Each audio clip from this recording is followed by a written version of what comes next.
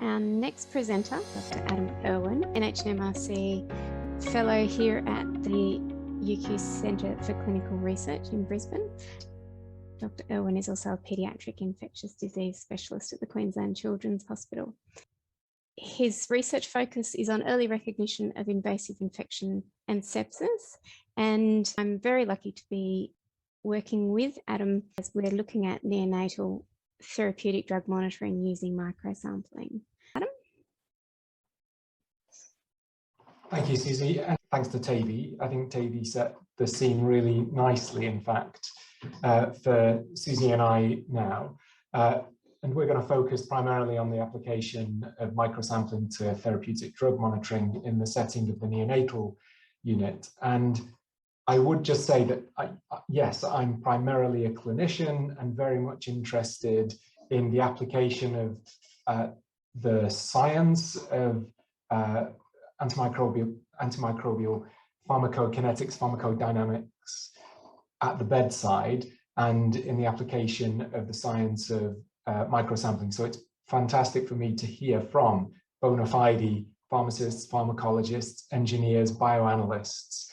And if I stray into any of those areas, I really hope that Susie will drag me back, because you all know those subjects a great deal better than I do.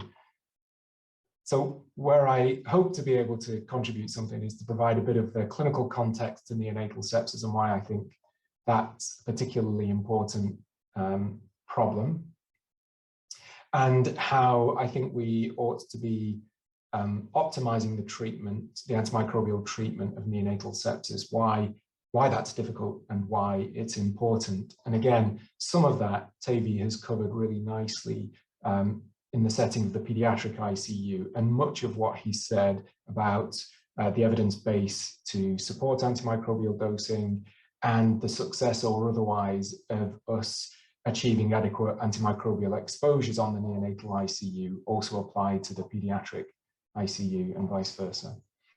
And so then the rest of the talk is really going to be about the application of these novel methods to novel microsampling methods to facilitating pharmacokinetic studies so that we understand how we should be dosing antimicrobials better in children, our use of therapeutic drug monitoring where there is intra and inter-patient variability that can't be predicted, and then finally to how we might move from therapeutic drug monitoring to personalized dosing in critical illness on the neonatal unit. So why do I think this is important? Well,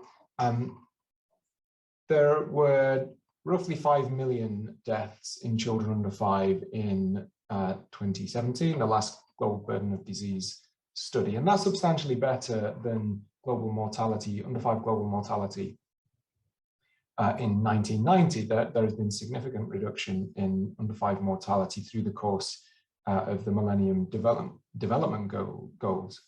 But the improvements in neonatal mortality over that same period occurred at a slower rate to the improvements in children under 5, meaning that neonatal mortality now contributes an even greater proportion of under 5 mortality and accounts for nearly 50% of all under 5 mortality, or 2.5 million neonatal deaths that occur in the first month of life. And the major causes of neonatal mortality are preterm birth, are perinatal insults associated with hypoxia, and serious infections, including sepsis.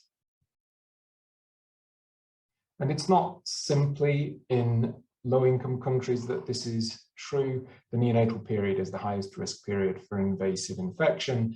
These data are the latest data from the Australian Commission, looking at the epidemiology of sepsis and acknowledging some of the limitations of the data that were used to code these sepsis cases. It's still evident that sepsis imposes a significant burden on neonates, and this is the highest risk period of life. So across the globe, there are an estimated 3 million cases of sepsis, neonatal sepsis globally, and mortality is estimated to range between 11 and 19%, and those studies were undertaken in both low and high income countries.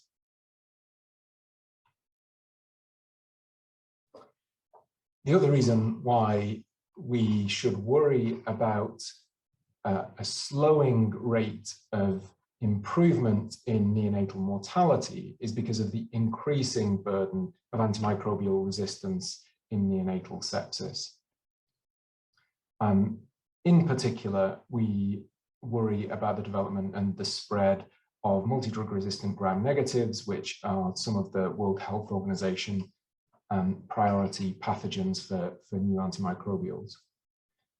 And this map represents a piece of work done by one of my PhD students who's just analysed published antimicrobial resistance rates in low and lower middle income countries caused by gram-negative organisms.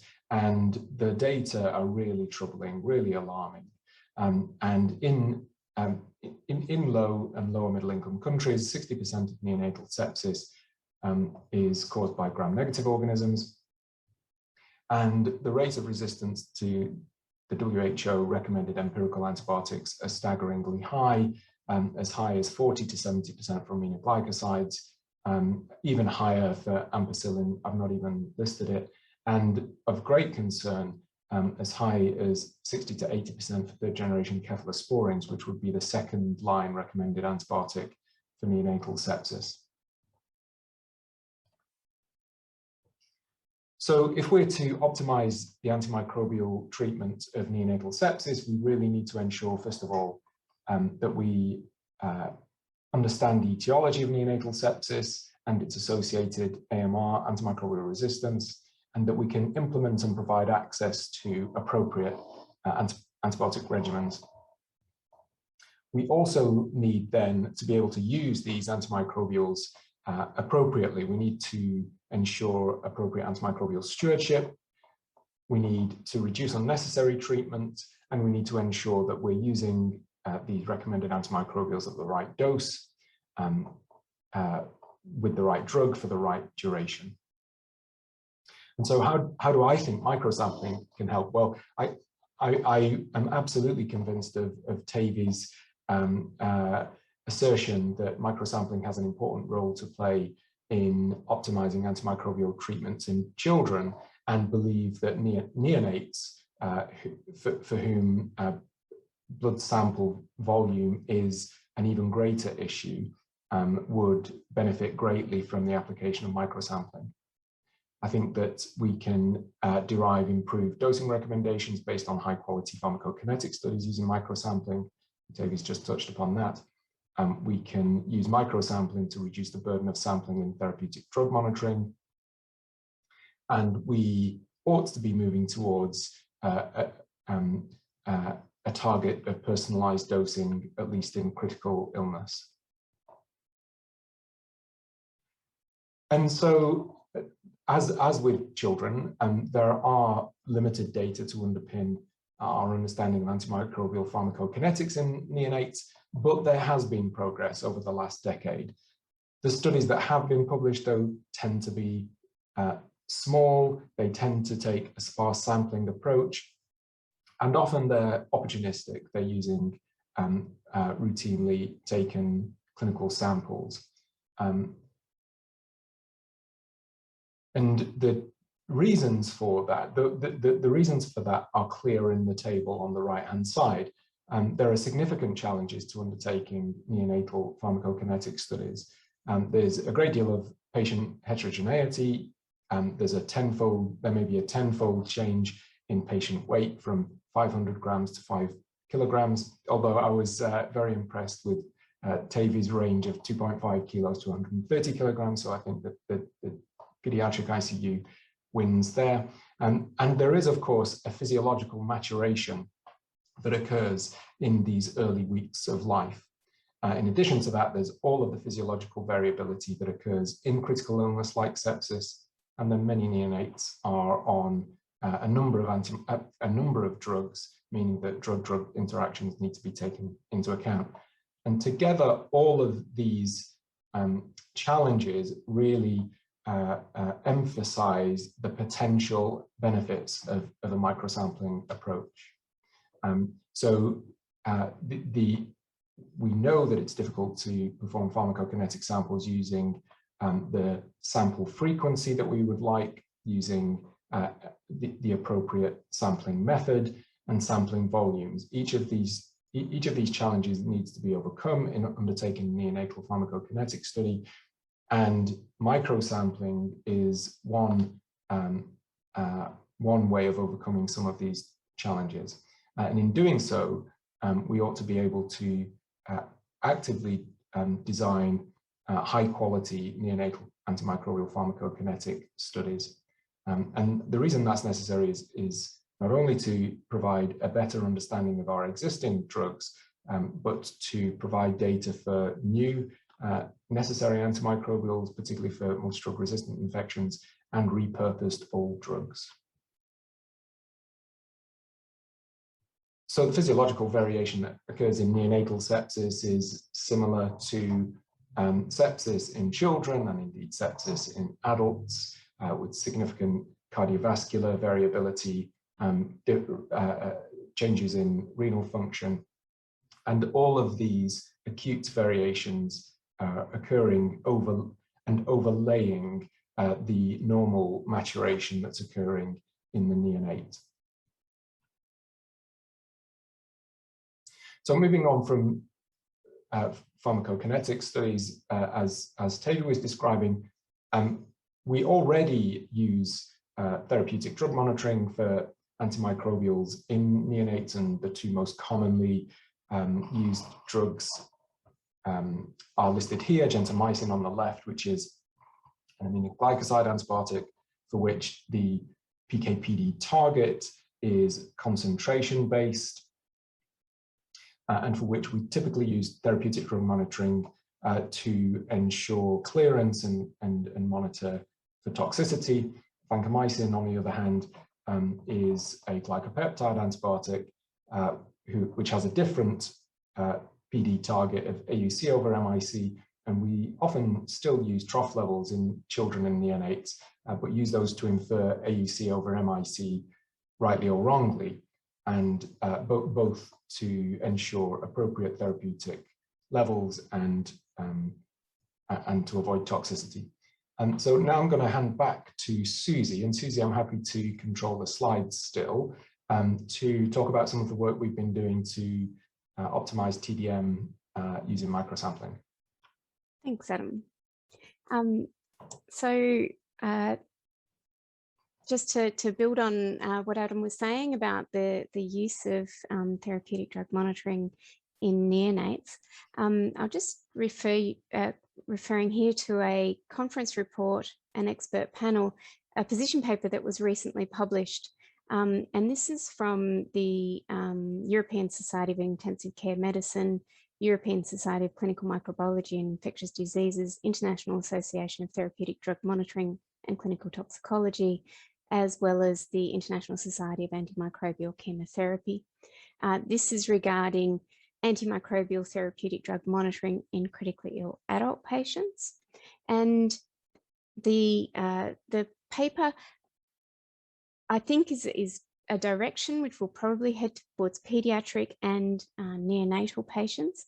But I just have a quote down the bottom where the authors comment that there's several alternative strategies with dry blood spots, volumetric absorptive microsamples, which are minimally or non-invasive approaches. And these need to be further investigated and validated for routine TDM in critically ill patients. That the authors identified that these patient-friendly strategies may play an important role in the establishment of TDM centres, including in remote and resource-limited settings. And I think this is in many ways the direction that we see TDM, the use of microsampling to support this, and for us we see this need within neonatal care. So the Advantages, as we've heard, of microsampling, so just very briefly, for neonates, reduced blood volumes. We have found that the collection, so in neonatology, when they're collecting a clinical sample, the sample is returned, anything unused is returned back to the patient. But what we've found is the dead volume within a syringe is up to 100 microliters. And for AVAMs, we can collect many multiple samples for the use for TDM, just purely on the discard of the syringe. As Christophe has mentioned and Jan Willem, there's simplification in obtaining a sample. Heel prick sampling is also in routine use in neonatology. There's also simplification of sample processing. Concentrations can be measured directly in whole blood, so that's an advantage in the laboratory. But it does require an understanding of blood plasma drug partitioning, because right now in the clinical environment, we are more used to a plasma concentration, and it is that which we're determining trough concentrations for toxicology, or toxicity, sorry. Okay, Adam, if you don't mind moving to the next slide, please. Thank you. So some of the challenges for microsampling in neonates, we need highly sensitive instrumentation across a large dynamic range to be measuring, to be assessing a pharmacokinetic study, but also if you're looking at Cmax and trough concentrations. And then the methodology needs to be highly specific, so to withstand matrix effects. But this, in many ways, we've achieved. We've got the mass spectrometer, which is really advancing this. They're fast, they're sensitive, they're able to meet this need. One of the challenges for microsampling is that we are only able to measure total concentrations for the majority of microsamples at the moment. And whereas we know that certainly for antimicrobials, the unbound is available for biological activity. So one of the ways around this might be understanding the relationship between albumin and total drug concentrations. But this is certainly an area that needs to go forward for this work. Okay, Adam, if you don't mind, thank you. I just thought I'd stop briefly, and this is something that's regularly discussed, which is the impact of hematocrit on a microsample. Here I've got an example of the use of a dry blood spot. This is particularly of concern for a neonate, where we're working at a limit of hematocrit, where most neonates have around 60%. It's, we also work in critically ill patients who sit at the other end, where we've got a hematocrit of 25%. So in these sorts of patient groups, we really are working at the far ends. So for just to describe this briefly, what we find is you can have a spread of, you'll find further spreading in if you've got a low hematocrit compared to a smaller spot, which you can see in the pictures A and B, with B being a 55% hematocrit, and you've got a smaller spot there. If you were to sub-punch to collect a sample, you would be collecting a different amount in between the two hematocrits. And what you see in this study is actually, depending on where you sub-punch, you could get a different concentration as well. This there's ways to avoid this, including collecting using the whole blood sample, and perhaps a volumetric pipette to dispense the sample. And then Christophe Stover's group have also worked on the relationship between hematocrit and potassium levels. So there's definitely workarounds for this problem. Okay, if we can just move on. So I thought I'd just look at a few examples of the use of microsampling for neonatal testing.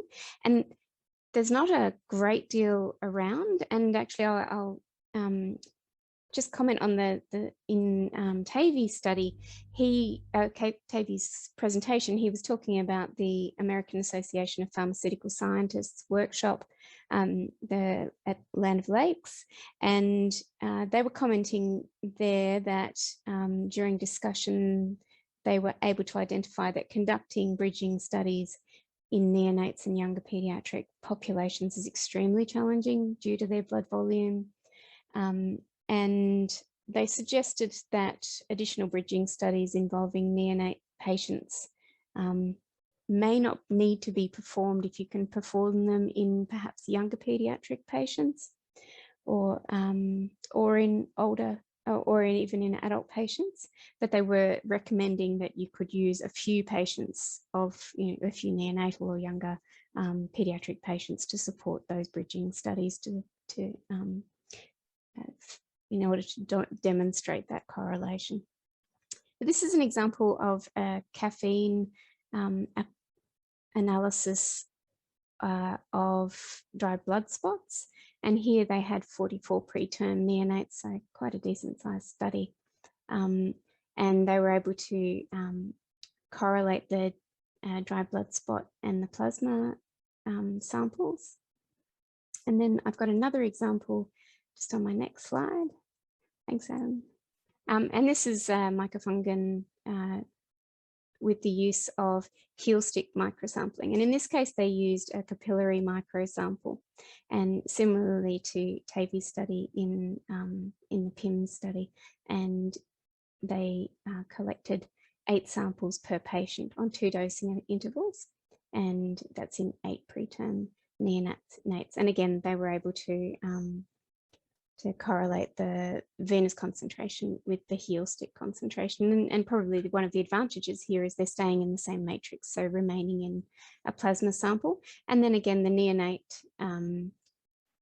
clinical care is often done using, so their blood gases are used, performed using this capillary microsample. So the nursing staff are very used to this.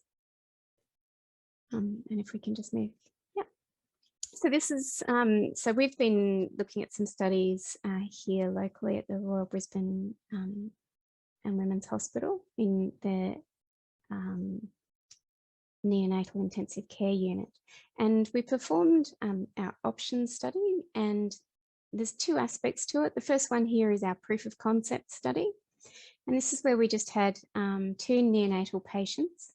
And we were interested in the feasibility of collecting a VAMS sample for TDM, and whether or not we could actually achieve a result that was reliable, but also in a timely fashion.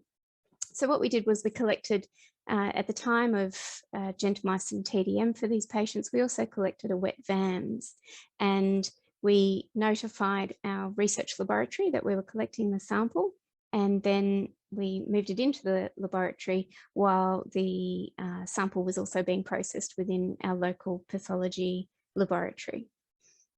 And so what we found was, just with this very small number of samples, our wet VAM samples paired against plasma samples were within 20% of the mean concentration. So they did one with the bias of 18%, the other one minus 0.4.